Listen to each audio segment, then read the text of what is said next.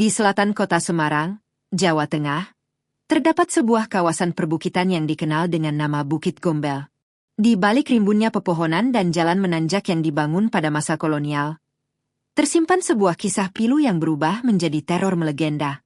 Ini bukan sekadar cerita hantu pengganggu, melainkan tragedi seorang wanita yang cintanya dikhianati dan naluri keibuannya tak tersalurkan.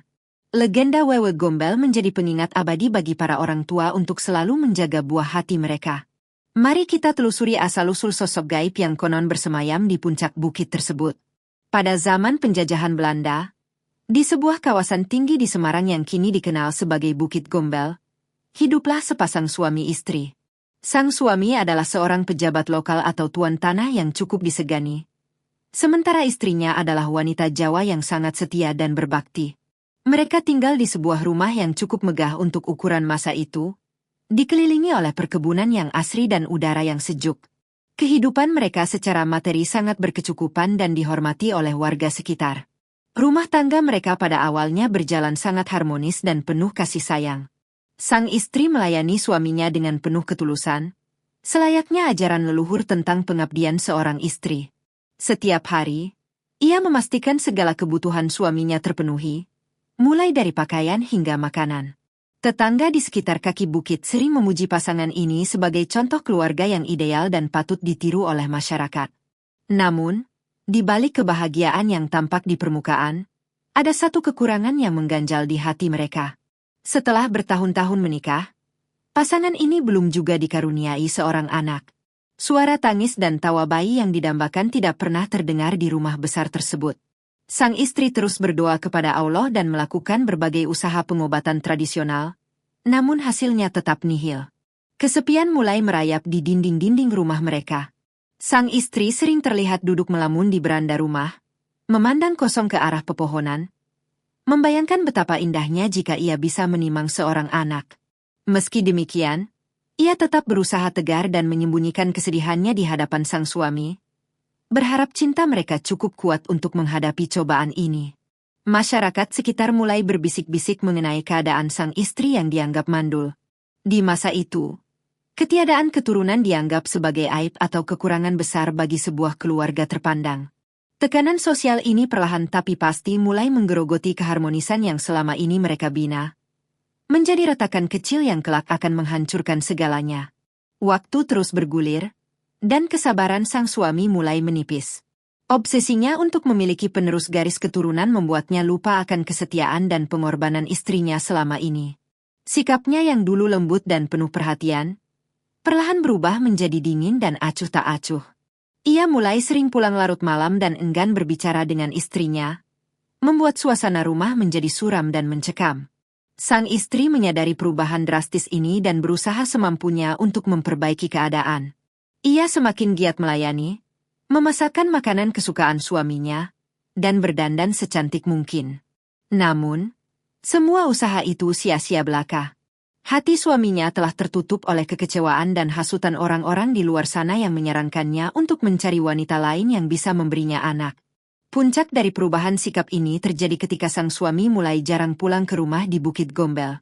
Desas-desus pun sampai ke telinga sang istri bahwa suaminya sedang dekat dengan wanita lain di kota bawah.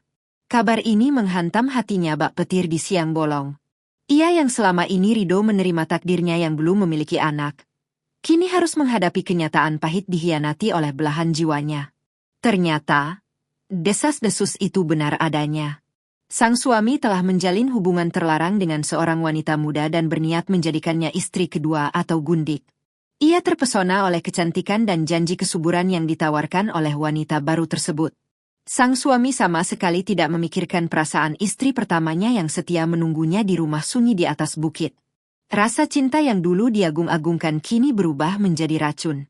Sang istri yang malang hanya bisa menangis dalam diam setiap malam, memohon petunjuk kepada Allah. Namun, suaminya semakin hari semakin kejam, bahkan mulai berani membawa wanita itu mendekat ke lingkungan pergaulannya, seolah-olah istrinya di rumah sudah tidak ada harganya lagi. Konflik memuncak ketika sang suami akhirnya secara terang-terangan menyatakan niatnya untuk menikahi wanita itu dan membawanya masuk ke dalam kehidupan mereka. Terjadi pertengkaran hebat di rumah Bukit Gombel. Sang istri, dengan sisa-sisa harga dirinya, mencoba mengingatkan suaminya tentang janji pernikahan mereka dahulu. Namun, sang suami yang sudah gelap mata justru membalas dengan amarah yang meledak-ledak. Dalam kemarahannya, sang suami melontarkan kata-kata yang sangat menyakitkan. Ia mencerca istrinya sebagai wanita tak berguna karena tidak bisa memberinya keturunan. Tidak cukup dengan hinaan lisan, sang suami pun mengusir istri setianya itu dari rumah yang telah mereka bangun bersama. Ia tidak peduli kemana istrinya akan pergi, asalkan ia bisa hidup bahagia dengan wanita barunya. Dengan hati yang hancur lebur berkeping-keping, sang istri melangkah keluar dari rumah mewahnya. Ia tidak membawa harta benda apapun, hanya pakaian yang melekat di badan dan rasa sakit yang tak terlukiskan. Ia berjalan tanpa tujuan yang jelas, menyusuri jalan setapak yang dikelilingi hutan lebat di sekitar Bukit Gombel. Air matanya terus mengalir membasahi pipi, seiring dengan langkah kakinya yang kian lemah. Penduduk desa yang melihatnya merasa iba, namun tidak ada yang berani menolong karena takut pada pengaruh suaminya yang berkuasa. Sang istri pun terus berjalan menjauh dari peradaban, masuk semakin dalam ke area hutan liar yang jarang dijamah manusia. Ia merasa dunia sudah tidak lagi menerimanya, dan harapannya untuk hidup bahagia telah musnah sepenuhnya. Di tengah hutan yang sunyi, rasa putus asa menguasai seluruh jiwanya. Ia merasa gagal sebagai seorang wanita dan sebagai seorang istri. Kebencian terhadap suaminya bercampur dengan kesedihan yang mendalam akan nasibnya yang malang. Di tempat itulah, kewarasan sang istri mulai terganggu, dan ia mulai mengutuk nasib serta orang-orang yang telah menyakitinya. Hari berganti malam, dan sang istri tidak pernah kembali ke desa maupun ke rumah suaminya. Ada beberapa versi mengenai akhir hidupnya. Ada yang mengatakan ia meninggal karena kelaparan dan kesedihan di tengah hutan. Ada pula yang menyebutkan ia mengakhiri hidupnya sendiri karena tak kuat menanggung malu. Namun satu hal yang pasti, ia meninggal dalam keadaan hati yang penuh dendam dan kerinduan yang tak tersampaikan. Jasadnya tidak pernah ditemukan atau diurus selayaknya jenazah manusia yang beragama. Ia lenyap di telan rimbunnya hutan Bukit Gombel. Kematiannya yang tidak wajar dan penuh penderitaan ini membuat arwahnya tidak tenang.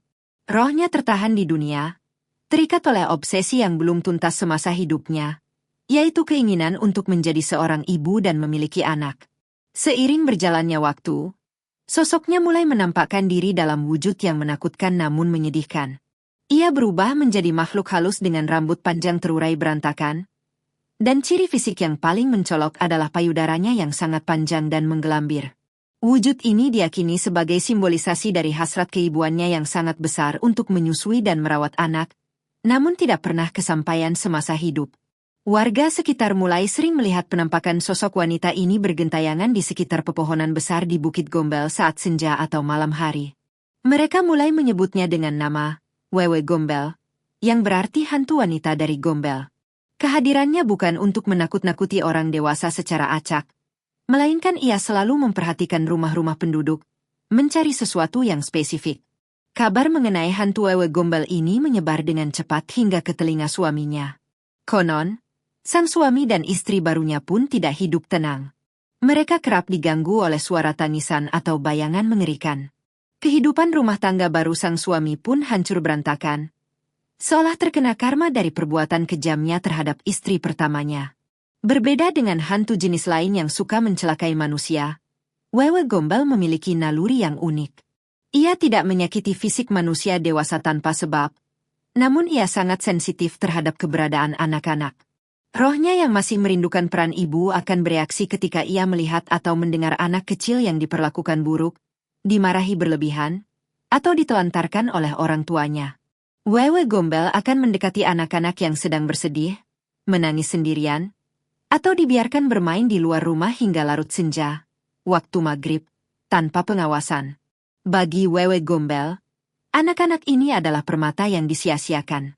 Ia merasa iba dan ingin menyelamatkan mereka dari orang tua yang dianggapnya tidak becus mengurus amanah Allah. Cara Wewe Gombel mengambil anak tersebut sangat halus.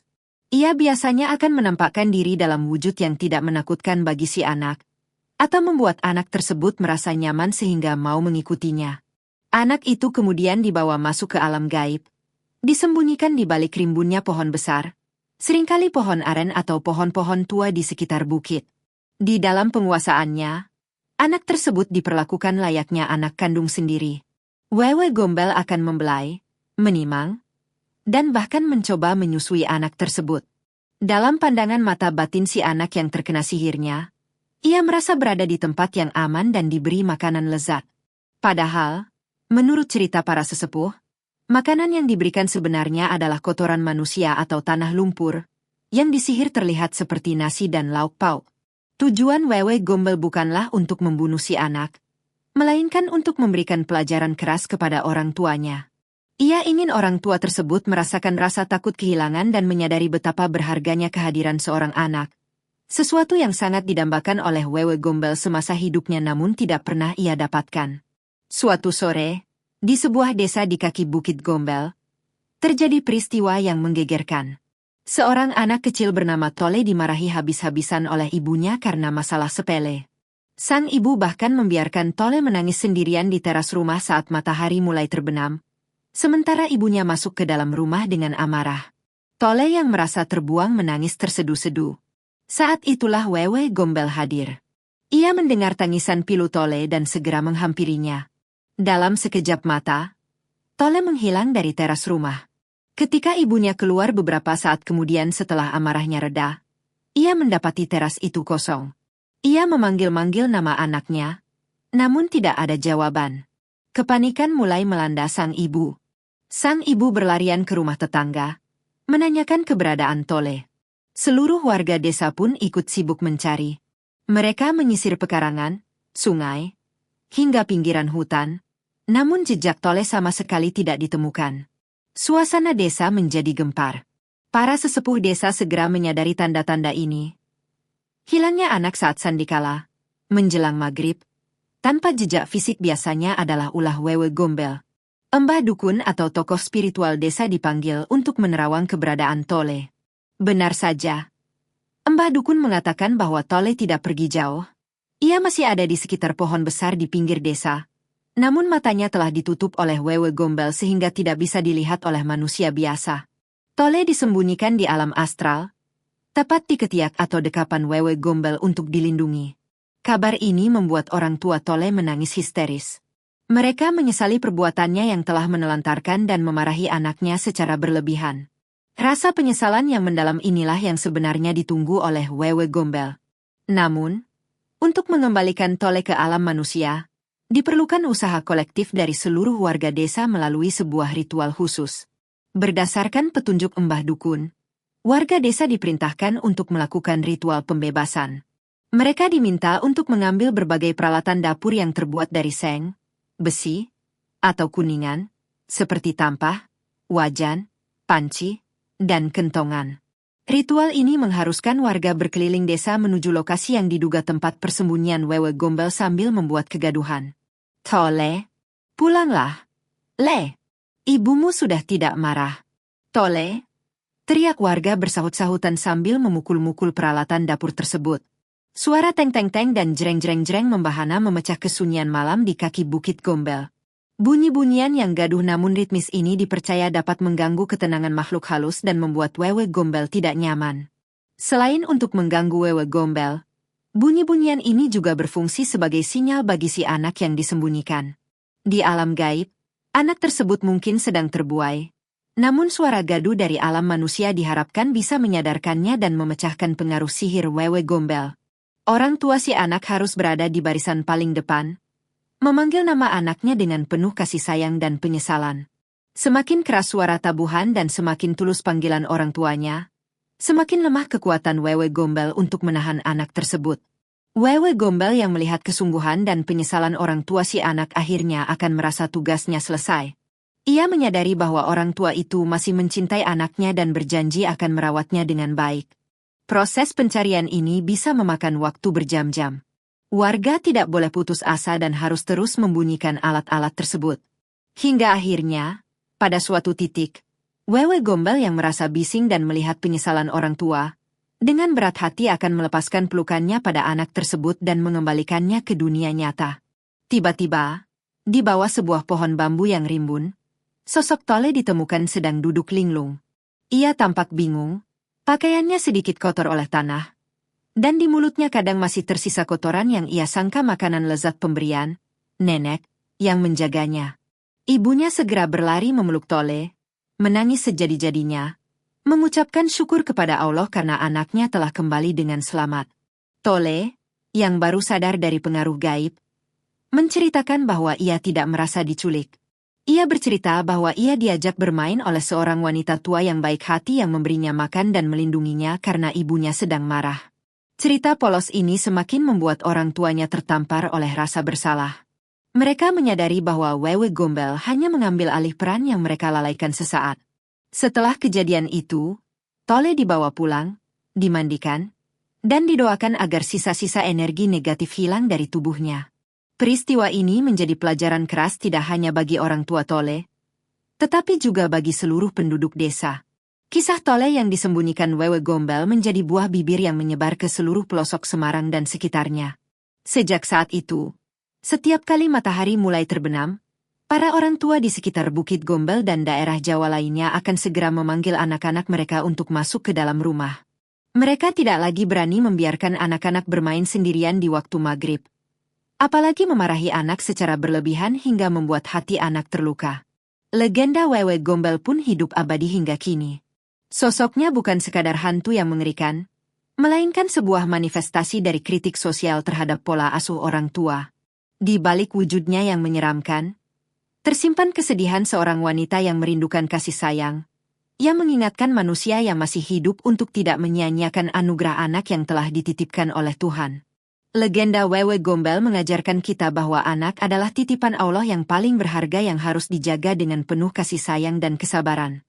Penelantaran dan kekerasan verbal terhadap anak dapat menimbulkan luka batin yang mendalam, bahkan mengundang mara bahaya. Selain itu, kisah ini mengingatkan kita untuk selalu bersyukur atas apa yang kita miliki. Jangan sampai kita menyia-nyiakan sesuatu yang sangat didambakan oleh orang lain, seperti Wewe Gombel yang mendambakan anak. Karena penyesalan selalu datang terlambat.